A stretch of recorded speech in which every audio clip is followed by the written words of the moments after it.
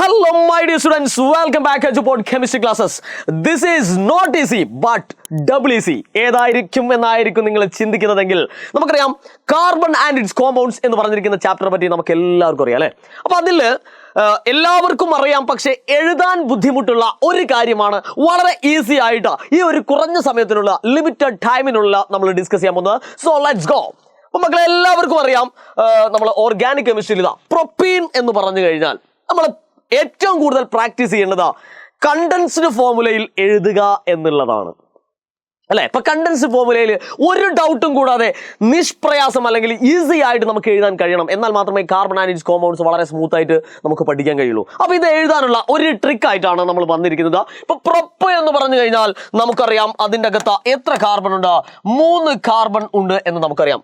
Definitely it consist of 3 carbons അല്ലെ. And then in what is in എന്ന് പറഞ്ഞു കഴിഞ്ഞാൽ നമുക്കറിയാം കാർബണിന്റെയും കാർബണിന്റെയും ഇടയിൽ അഥവാ there exists a double bond between 2 carbon, that is in. അപ്പോൾ ഈ രണ്ട് കാര്യങ്ങളും വെച്ചിട്ടാണ് നമ്മൾ പ്രൊപ്പീൻ എഴുതുന്നത്. മാത്രമല്ല നമുക്ക് എല്ലാവർക്കും അറിയാം ഓരോ കാർബണിന്റെ ചുറ്റും എത്ര ഹൈഡ്രജൻ ഉണ്ടാവും? there exists 4 hydrogen around the carbons because it is tetravalent അല്ലെ. നമുക്കറിയാം ഓരോ കാർബണിന് ചുറ്റും 4 ഹൈഡ്രജൻ വീതം ഉണ്ടായിരിക്കും. അങ്ങനെയാണെങ്കിൽ ഇതിനെ നമുക്ക് എങ്ങനെ എഴുതാം എന്നുള്ളതാണ് നമ്മൾ ഇന്ന് പഠിക്കാൻ പോകുന്നത്. ഇപ്പൊ പ്രൊപ്പീൻ നമുക്കറിയാം 3 കാർബൺ ഉണ്ട് അല്ലെ. So 1 2 3 right. Okay, and then we have to fix a double bond in between 2 carbons അല്ലെ. അപ്പൊ 2 കാർബണുകൾക്കിടയിൽ എന്ത് വേണം? നമുക്കൊരു ഡബിൾ ബോണ്ട് ഇടുക. റെഡി? നമുക്ക് തൽക്കാലം ഇവിടെ ഇടാം. ഇവിടെ സിംഗിൾ ബോണ്ട്. അതിനുശേഷം നമ്മൾ എന്ത് ചെയ്യുന്നു? ഇതിനെ ഫില്ല് ചെയ്യുന്നു. ആരെ കൊണ്ട് ഫില്ല് ചെയ്യുന്നു? ഹൈഡ്രജനെ കൊണ്ട് നമ്മൾ ഫില്ല് ചെയ്യുന്നു. നമുക്കറിയാം, ശ്രദ്ധിച്ച് കേട്ടോളേ. ഈ കാർബൺ പ്ലീസ് എന്താണ് ലിസൺ ദിസ് കാർബൺ. അപ്പൊ നമുക്ക് ഈ കാർബൺ നമ്മൾ എടുത്തു കഴിഞ്ഞാൽ ഇവിടെ ഓൾറെഡി ഒരു വരയുണ്ട്, ഒരു സിംഗിൾ ബോണ്ട് ഉണ്ട് അല്ലെ. ഇനി 3 എണ്ണം കൂടി നമുക്ക് വരയ്ക്കണം. പക്ഷെ കണ്ടൻസിൽ നമുക്ക് എന്ത് ചെയ്യാൻ പറ്റില്ല, ഡ്രോ ചെയ്യാൻ പറ്റില്ല. അപ്പൊ ഇവിടെ ഓൾറെഡി ഒരു വരയുണ്ട് അല്ലെ. അപ്പൊ ഇനി 3 വരയും കൂടി വേണം, എന്നാലേ കാർബൺ 4 ആവുള്ളൂ. അപ്പൊ നമുക്ക് എന്ത് ചെയ്യാം? ഇനി 3 വരയും കൂടി വേണം. ആ 3 വരയ്ക്ക് പകരം നമ്മൾ എന്ത് ചെയ്യുന്നു? ഇവിടെ 3 ഹൈഡ്രജൻ എഴുതുന്നു. That's all. ഓക്കെ, അപ്പൊ റിമൈനിങ് എത്ര വരുന്നു അത്രയും എണ്ണം ഹൈഡ്രജൻ ഇട്ടാൽ കണ്ടൻസ്ഡ് ഫോർമുല എഴുതാനുള്ള ട്രിക്കായി. ഒന്നുകൂടി നോക്കോളൂ. ഇപ്പോ ഈ സിക്ക് ചുറ്റും ഇവിടെ 1 ഇവിടെ 2 ടോട്ടൽ 3. ഈ കാർബണിന് ചുറ്റും ടോട്ടൽ 3 ബോണ്ടുകൾ നമ്മൾ കാണുന്നുണ്ട്. ഇനി ഒരൊറ്റ ബോണ്ട് കൂടി വേണം. ആ ഒറ്റ ബോണ്ടിന് പകരം ഒരു ഹൈഡ്രജൻ ഇവിടെ എഴുതുക.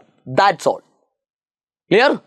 And last carbon it consist of double bond അല്ലെ. നമ്മൾ ഒരു കാർബൺ കിട്ടിക്കഴിഞ്ഞാൽ എന്ത് ചെയ്യണം? ഒരു കാർബൺ കിട്ടിക്കഴിഞ്ഞാൽ അതിന്റെ left right upper region lower region ഇതൊക്കെ നോക്കണം. എവിടേക്കാണ്? Left right upper lower, left right upper lower, left right upper lower ഇതൊക്കെ നമ്മൾ കൃത്യമായി നോക്കണം. ഇനി ഈ കാർബൺ നോക്കുമ്പോൾ ഓരോ കാർബൺ നോക്കി വരികയാണ്.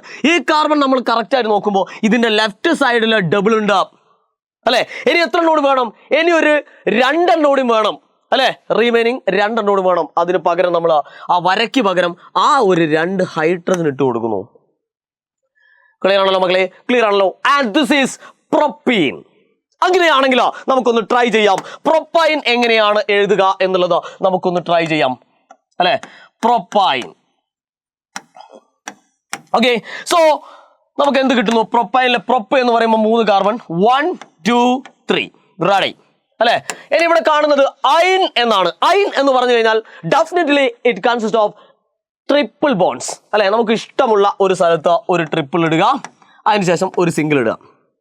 Okay, and then it is filled with hydrogen. ഇനി നമുക്ക് ഹൈഡ്രജനെ കൊണ്ട് ഫില്ല് ചെയ്യുന്നു. മക്കളെ നോക്കൂ, ഇവിടെ ഒരു കാർബൺ അല്ലേ, ഇവിടെ ഒരു കാർബൺ ഉണ്ട്, ഇവിടെ ഒരു വരയുണ്ട്. ഞാൻ പറഞ്ഞിട്ടുണ്ട് കാർബണിന്റെ എല്ലാ സ്ഥലത്തും നോക്കണം, ലെഫ്റ്റ് റൈറ്റ് അപ്പർ ലോവർ അല്ലെ. ഇവിടെ ഒരു വര. ഇനി 3 വരയും കൂടി വേണം. പക്ഷെ വര ഇടാൻ പാടുണ്ടോ? 3 വരയ്ക്ക് പകരം നമ്മൾ എന്ത് എഴുതുന്നു? ഇവിടെ 3 ഹൈഡ്രജൻ എഴുതുന്നു. That's all. Okay, and then here we can see triple and 1 total 4 അല്ലെ. 4 എണ്ണമായി. ഇനി നമുക്ക് ഹൈഡ്രജന്റെ കാര്യമില്ല, ടോട്ടലി ടെട്രാവാലന്റ് ആണ്. ഒരു കാർബണിന് ചുറ്റും 4 എണ്ണം വേണമെന്നല്ലേ പറഞ്ഞതോ?